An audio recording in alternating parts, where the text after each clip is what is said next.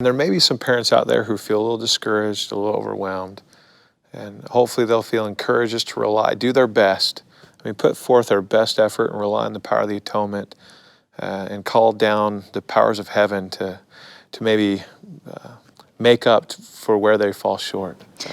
Well, and some things that I would want to offer parents as reassurance is that they're not alone. There are some wonderful resources out there that you can get from the library or from the church website where parents may want to read up on some things and clarify their own values or thinking around some things, and then brainstorm as a couple. What are the most important things we'd like to emphasize or show in the way of example at this particular phase of our family life? And I think that clarifying planning type of discussion can go a long ways.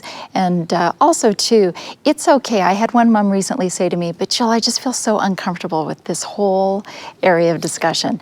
And there are two things that came to mind for that. One, tying in with something that Jason said, is we may have to do some of our own healing. There's a lot of sexual brokenness and trauma and heartache out there, and that spills over into many areas of our lives, including parenting and in our marriages and in our homes. And so this may be that discomfort or real unease with transmitting this topic to our children, may be an invitation for ourselves to do some work, some healing work.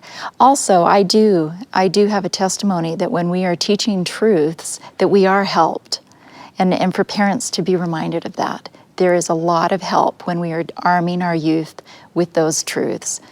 And that discomfort, it's okay. My response to this mom that said, oh, I don't know how I'm going to do this. I said, you know, what if you shared that discomfort with your 13-year-old? What if you said something along the lines, you know, this is uncomfortable and hard for me to talk about, but I love you so much that it's more important than my discomfort. And I want you to hear some things from me first before you get wrong ideas or faulty information outside. Wonderful.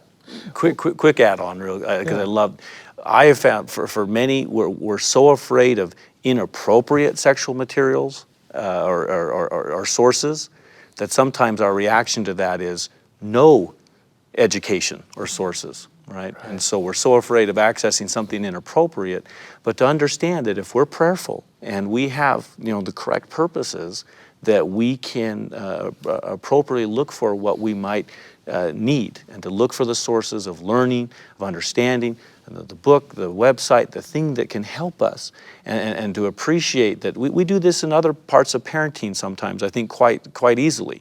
If I'm thinking, oh, how do I, you know, help a child with this or with this, it's quite common to say, well, I'm going to go do a Google search for that, or I'm going to go. And we've got to be very careful, of course, in an area like sexuality, but there are good sources, and there is good information that we don't have to feel like we don't know and we can't teach those types of patterns. So again, it looks like another balance thing for us. We don't want to go off to this extreme of where the world is taking much of this, but we don't want our answer to be